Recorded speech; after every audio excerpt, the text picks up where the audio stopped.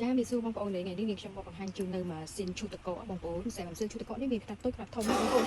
ចាហើយបើនិយាយពីរឿងកម្លាំងវ៉ាត់វិញមានចាប់ពី300វ៉ាត់400វ៉ាត់500វ៉ាត់និង300វ៉ាត់ណាបងប្អូនចាឥឡូវនេះនាងខ្ញុំលើកយកម៉ាស៊ីនឈូតទឹកកកខ្នាត300វ៉ាត់ណាយកមកបង្ហាញជូនបងប្អូនចាសម្រាប់ខ្នាតនេះមានខ្នាតធំខ្នាតតូចណាចាអញ្ចឹងចាំមើលសាឈូតទឹកកក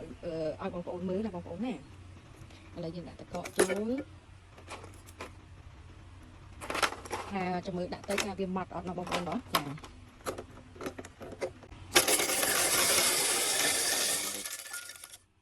បងប្អូនលើសម្រាប់ឈុតតកនេះនេះបងប្អូនបាច់ចាំសកត់វាខ្លាំងណាបងប្អូនសកត់វាតិច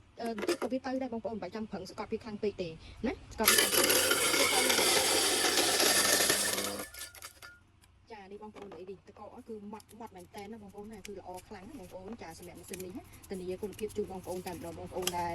ធ្វើតកជក់អីគឺត្រូវណាសម្រាប់ម៉ាស៊ីននេះណាចាមានខ្នាតតូចខ្នាតធំណាបងប្អូនណាអញ្ចឹងសម្រាប់បងប្អូនត្រូវការអីអាចឆាតចុះពេកបានធានាគុណភាពហើយនឹងតម្លៃជូនណា